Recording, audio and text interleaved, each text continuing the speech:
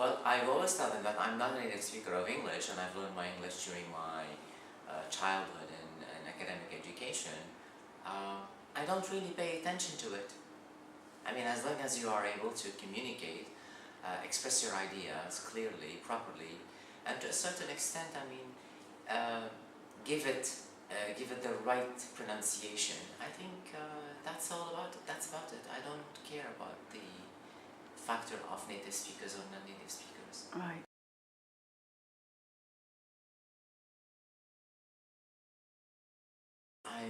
I'm relatively amazed how diversified is my background and professional experience, and I never thought it's going to be that way.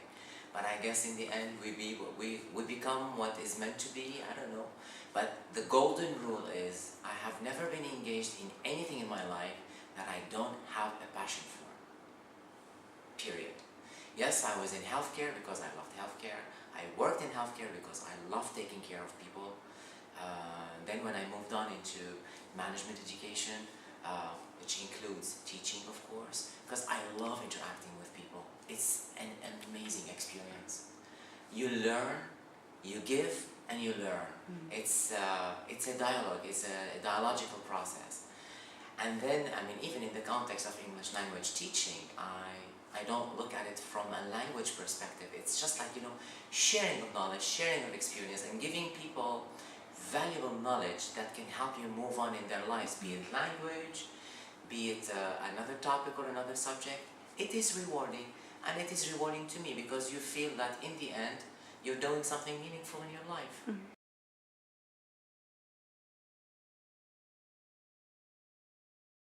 I'm on an island and I have to learn what's going on and you build up directions.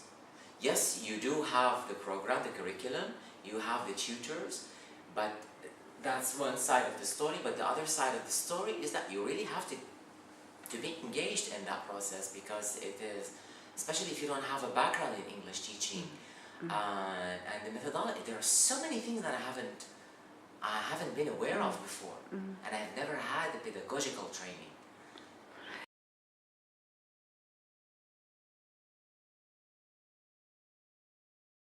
I love to read more about, you know, the task-based learning, the TTT methodology. They're just amazing. And I told you, I think I told you, and I told Peter and Neil, I would like to dig in deeper and see how I can use these models in teaching strategy, in teaching entrepreneurship. They are mobile models, I believe.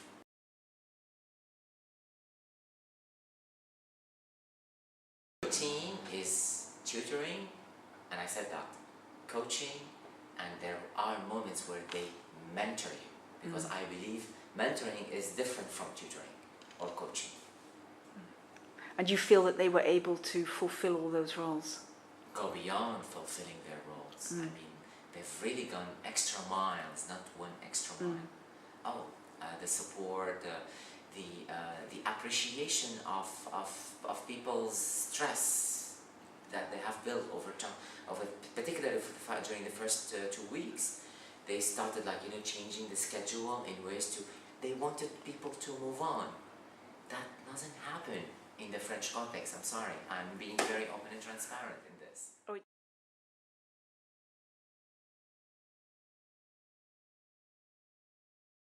It's not like, and you said it from the very beginning, we're not competing, we're working together. And there are so many French members in this intake. If you have seen the performance? They're amazing. I bet you, if you are in another context, in another seminar, led, organized, delivered by French tutors, the performance would be entirely different.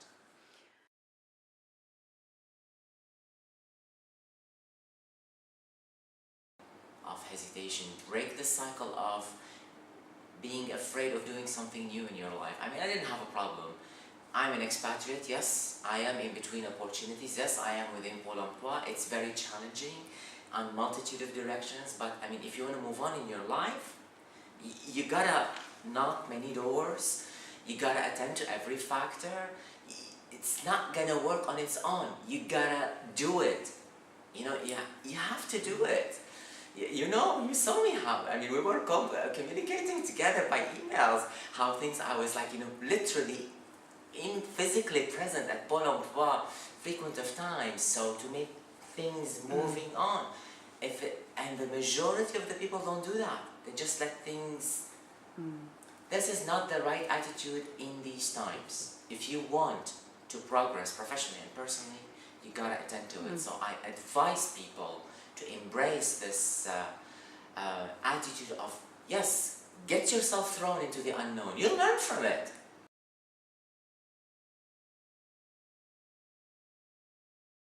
I've had an experience with a lifetime memories and learnings.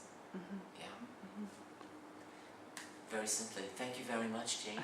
I believe, allow me to say one thing, is that really it's not bad to really acknowledge excellent work, and you have been doing an excellent work, and I'm really amazed for how long have you been here and doing this in a culture that doesn't work that way.